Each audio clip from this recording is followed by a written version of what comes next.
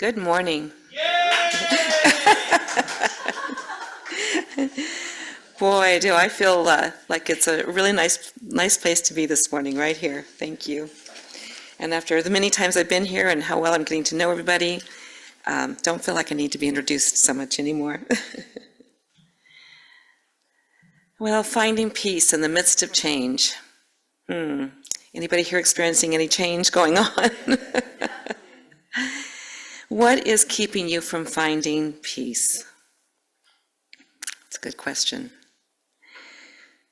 We all feel change continuously. It's the nature of life, isn't it? The one thing you can count on is that there's always going to be change. Oh, I see more faces I hadn't seen yet. So nice to be here. Sometimes the changes that are happening are easy to manage, and sometimes they're not so easy. This month makes 9 years since my daughter passed away, and that was a change that I had never anticipated nor wouldn't have even thought of wanting. But it also gave me the chance to be there, and be present for her. There was a lot of awareness that came out of that experience. So, it's interesting to look back. I had help along the way, of course. We always have help with us. We're never alone. But I did gain new understanding through the whole process that I would not have had available to me. One of the things that came to me during that time was people are going through this every day. In the midst of my really deep pain and sadness, all I could think about is people go through this every day. And now I kind of understand a lot more about what they're going through. Well, the story of David's life was filled with change too. I don't know if you've all remember David and that giant and the different things that David experienced. David was they say he's one of the three main characters in the Bible.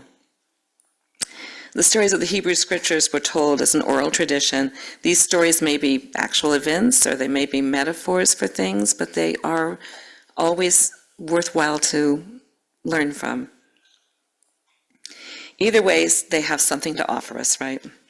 The enemy may have been a person, or it may have been a thought that we needed to overcome. And as Marianne Williamson said, if there is a devil, it's in my head, and what worse place could it be? So don't take those thoughts lightly, because they do make a difference. That's what changes our life. So David comes from a spiritual and heroic beginning of his life in the city of Bethlehem, that came to be known, where another famous person also started his life. Along the way, he makes choices that are not those of divine guidance. So King Saul, of course, becomes jealous of David's success, and David was forced to flee. He lived like an outlaw because until Saul's death, he was in danger. David was attracted to Bathsheba, who was married, but David didn't let that stop him. And as the famous words in the song say, you saw her bathing on the roof, her beauty in the moonlight overthrew you. Then David arranged the death of Bathsheba's husband, Uriah, which wasn't divinely guided in any way. So, David had a mix of things, these changes throughout his life. He knew that his actions were not the right choice, which he admitted, and he turned his thinking around, and he turned his behavior around. But Bathsheba's child died. His own son, Absalom, led a rebellion to try to usurp David's authority and his throne. But later his son was killed, and there was David, who faced the grief of a heartbroken father. If we only knew these parts of David's life, we might find ourselves disillusioned with him. He lost his way in the midst of change, many changes in his life. Yet David's life, like yours and mine, was filled with much more than losing his way. He was the youngest of the 8 sons of Jesse. As a shepherd boy, he was away from the house and tending the sheep. In nature, David saw the beauty of creation. That's where he found God. He was right there with him. He was awestruck by nature and the stars in the sky. And how much closer can you be to God than that, right? That became his truth, his way of knowing. Sitting out in nature, he felt close to God and he praised God. He was a musician and he played his stringed instrument. The song by Leonard Cohen talks about David. I heard there was a sacred chord that David played and it pleased the Lord. He found himself filled with gratitude. And several of the Psalms are credited to David. His words of praise and gratitude that were songs that he sang. Music and gratitude are two very good ways of finding peace. Psalm 108 is a nice example of one of these psalms. My heart, O God, is steadfast. I will sing and make music with all my soul. Awake, harp and lyre. I will awake the dawn. I will praise you, Lord, among the nations. I will sing of you among the peoples. For great is your love, higher than the heavens. Your faithfulness reaches the skies. Be exalted, O God. Above the heavens, let your glory be over all the earth. Sounds like one of those moments that I call being high on life, where it's just a pretty special place to be. The story of David, from the young shepherd to the king and beyond, offers us something that we can relate to in our own lives. 3,000 years ago, that boy was sitting out there tending the sheep. And yet there's still things about David's life that we can relate to right now in our times too. In 1 Samuel, it talks about the story. David's father, Jesse, told his son David, as the youngest, to go out and check on his brothers, who were the three oldest in the family, because they were out with King Saul fighting the Philistines. And so his father told him, just take some food the next morning and go and check on them. And he wanted to hear back about what was going on. So David planned for that. He had somebody else come and stay with the sheep so he could be gone. He packed up the food and off he went to see what was going on. Well, the Philistines are gathered for war in Judah. Saul, the king, and the Israelites are camped in Elah's valley. The Philistines occupy one hill and the Israelites on the other, with the valley between them. Here we are, two adversaries facing, and there's a valley between them. Out of the Philistines' camp comes a champion named Goliath. Do you remember that story? Who was from Gath. He was 6 cubits in a span, which comes out to 9 feet and 9 inches tall. That is a big guy. He had a bronze helmet on his head, and he was wearing a coat of armor that was 125 pounds. So this big guy is walking around with that. Just that 125 pounds of armor could do some damage. He has a bronze javelin and a pear shaft that weighs 15 pounds. So not only is he big, but he's bad. Out of his mouth is coming all these mean things. He's like the bully on the playground. He's big, he's always going to get you, and he's always got something bad to think and to say. He was rude and threatening, and he was saying things to the Israelites. He was putting God down. He was defying God. For 40 days, which in our Bible that Charles Fillmore put together, the Bible Dictionary, 40 days is a sign. There's 40 that lands all over. Jesus walked in the desert for 40 days. The Israelites wandered the desert for 40 years. It rained for 40 days and 40 nights, and it just represents that enough time has gone by. It's time for things to happen now. So for 40 days, Goliath has been waiting for the man to come forward that he can fight. Why don't you come out and line up for battle, he asks. Am I not a Philistine? And are you not the servants of Saul? Kind of like, let's get to it. This is what I'm here for. Choose a man and have him come down to me. If he is able to fight and kill me, we will become your subjects. But if I kill him, you will be taken over and you'll become our subjects and serve us. Then Goliath said, this day I defy the armies of Israel. Give me a man and let us fight each other. Saul and the Israelites were terrified when they heard that. And I don't blame them. I would be too. Seeing that guy and hearing what he has to say, there's no compassion. There's no connection from this guy. He's just spouting off big bad things. The king will give great wealth to the man who kills him. So Saul's kind of, trying to inspire somebody to take this on. He will give us his daughter in marriage and make his taxes exempt. That could definitely change a young man's life, couldn't it? no taxes, you get to marry the king's daughter, and he's going to give you some money too. So who does he think he is, David says? David calls Goliath a disgrace, and to be removed, he should be removed from Israel. Who does he think he is that he should defy the armies of the living God? So David, who hasn't been around hearing all of this, he comes out from tending the sheep, and you think he's just this young shepherd boy, but this kind of gets him riled up. He doesn't think this is cool. Someone heard David and reported it to Saul that David was talking like this. So David says, "Bring him to me." So when he sees him, Saul replies, when he gets to Saul, David says, "Don't lose heart over this Philistine. Your servant will go and fight him." Saul replied, "You are not able to go out against the Philistines. You are a young man. He has been a soldier all his life. He's very well trained for this." But David said to Saul, "Your servant has been keeping his father's sheep. When a lion or a bear comes and takes one of those sheep, I fight them off. I defend those sheep. I rescue them."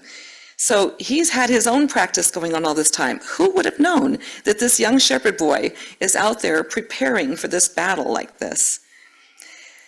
So he says, when they came after the sheep, I went after it, struck it, and rescued that sheep. Your servant has killed both the lion and the bear. This Philistine will be like one of them, because he has defied the armies of the living God. The Lord who rescued me from the paw of the lion and the paw of the bear will rescue me from this Philistine as well. Saul said to David, "Go, and God be with you." And thank you very much. Then Saul dressed him in his own armor. So here he is putting on his coat of armor and his helmet and everything, and David stood there for a minute, tried to walk, and he says, "I can't fight like this." And he took it all off, and he goes out there with his clothes that he was out there with the sheep with. And he takes his staff and he walks over to the water and he plucks out 5 little smooth stones and puts them in his bag. Now he's armed to go face that Philistine. And off he goes. So when Goliath starts to come down towards him, David runs out and meets him at the line. And he pulls his slingshot back with one stone and takes aim and lets that stone go, and it plants right in the middle of Goliath's forehead. And it's embedded in his forehead. It hits him so hard. And within just a few seconds, that big Philistine falls on his face, and he is done. David has ended this war. So in the meantime, he tells him, "You've come out with all of your armor and your javelin. I've come out armed with the living God, and I will strike you down." And he did. And it's striking, isn't it? David didn't have any fear. He comes out there ready. Now, isn't that a part of what comes with peace, is to be fearless. And we learn with affirming prayer, your words affirm the truth. And when we believe them and we have the courage to practice them, that's what we see happen. So now that this is over, this has changed this young man's life. It's amazing. I mean, can you imagine being out there fighting, and now all of a sudden it's all over? Those Philistines see what's happened, and they start to leave. The Israelites run after them and chase them out of town, and it's over. They have peace again. They have the freedom again of not having to deal with this. So guided by the presence that he knows so well, David never doubted that he could take care of the situation. He had faith. He trusted God to get him through it. He is guided to accomplish his task with ease. Not just go out and fight, but to have that assuredness and that ease that it gets done with. David knew how to come back to the relationship he had with God. He knew that being in nature with his harp and gratitude brought him to peace and joy. He knew how to find his way back. And like David, we can practice trusting and allowing ourselves to be guided. We find peace in letting love lead the way in our lives, just like Renee shared with us earlier. Things may work out even better than we ever would have expected. Isn't that something? I mean, Mark Twain made a comment one time about all the things that he had spent so much time worrying about, very few of which have ever happened. It's a lot of wasted energy, isn't it? When we can just apply that good, that affirming. It's not always that easy, though, is it? Because we've spent a lot of our lives being kind of trained into worrying about things, being afraid, remembering everything that happened in the past that might come back to us again. And I've been listening to Joe Dispenza some, and he says some of those things become such a habit that that's the part that gives us the most trouble in making changes in our lives, is we've got to change those habits so that we can start to do something new. And then when we can get to that and start that new thing, it's amazing how easy it is. So those things can work out better than we'd ever imagined. I'm sure that's what David kind of experienced that day when that happened. So he also communicated throughout his journey. If we think about the results of how we communicate, the words we use, the communication we hear being thrown around right now, just the words we use, we can learn the language of feelings and needs that brings a deeper connection. Now there's a way to peace. Marshall Rosenberg wrote the book Nonviolent Communication, and that's what he teaches. And I have a list here that we can copy if you want, but it's a list of, right here, from the NVC Academy, Nonviolent Communication, feelings and needs when our needs are fulfilled, and feelings and needs when our needs are not fulfilled. And once we start to learn that language of, Brene Brown wrote that, and with all the research she did, a lot of people can only name 3 basic feelings. That limits that vocabulary if you want to speak with feelings and needs, doesn't it? So learning this language is a step into finding peace. Learning how to say, what is this feeling? And judgment is not a feeling. So I've taken a couple of classes in nonviolent communication. It's amazing how much it starts to open up. When you can recognize what the need is that feeling is arising from, whether it's met or unmet, you start to realize you have a whole other way of relating and connecting. And Marshall Rosenberg has so many wonderful stories of how this actually worked in working with someone. He was in the Middle East one time, and someone was just angry with Americans, and he was talking with them and relating to, I'm guessing you're feeling this way, and you probably have a need for this. And when people talk to you like that, you start to feel heard, and that's powerful. When you feel heard, you can feel your anxiety and your intention lower, and it's a lot easier to find peace. And within just a few minutes, this angry man was inviting Marshall Rosenberg to his house for dinner. So it's amazing what we have available to us that we can use. So I just found this on the internet, but you're welcome to copy this too. I did have several of these, but I've been giving them away. But we can learn this language of feelings and needs. So through all of this, David remained a man after God's own heart. He knew how to find peace in the storm because he knew how to come back to God. We don't have to do everything perfect all the time, right? We just have to be in the process of always remembering how to come back and be close. In a moment of driving down the road and having something happen, and then taking a breath in and just saying, oh yeah, I can affirm this. I can come back to saying, stop. I feel love for this person, or I feel love for myself. It changes it in the moment. We find peace even in the midst of changes as we take time to pray and meditate. There's a couple of big tools for finding peace, isn't it? Just sitting down. And meditating doesn't have to be hard, and I'm sure all of you are practicing that. But I don't know about you, but in the midst of my life being so busy, going to ministerial school, seems like it's harder to find time to pray and meditate than it was when I decided to go. So that's something that has to be a basic thing that we pay attention to every day. We can understand the attributes of God that are expressed in nature and wildlife and in each of us. Those attributes include love and beauty, power, goodness and compassion and truth, wisdom and intelligence, along with many others. And if those are in the mind of God, they're in us too, and we can draw on those and come back to them. And I don't know about you, but just saying those words makes me start to feel a lot of peace. Where are you experiencing change right now? Let's take a couple of minutes to find peace in the midst of change in this moment right now. So I invite you to close your eyes and just get comfortable in your seat. And just take in a few slow, deep breaths. Just kind of relate maybe to or think about what it would be like being out there in that field with those sheep like David was as a boy, or later with his harp, just sitting out in nature alone, playing music. Now imagine sitting under that desert sky and taking in the splendor of the scene as David did. And let yourself notice what's around you. He was there 3,000 years ago, yet his life and his ways are relevant to us right now as we find our way to peace in lives filled with change.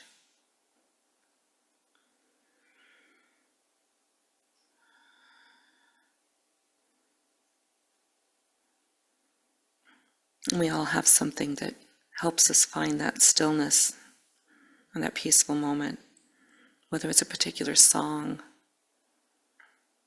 words that you remember of a prayer,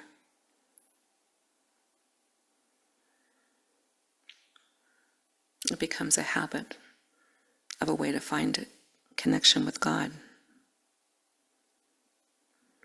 Is there a place where the energy of Goliath may be present for you? It could be a person, or it could be thoughts that threaten you. Who will guide you through your quest?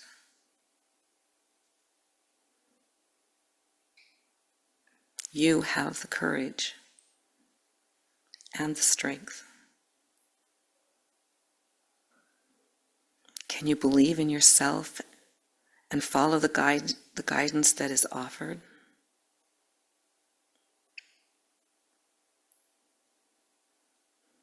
In the midst of change, there is the knowing that there is one God, and we are all an expression of the one. Hallelujah, hallelujah, hallelujah. And so it is.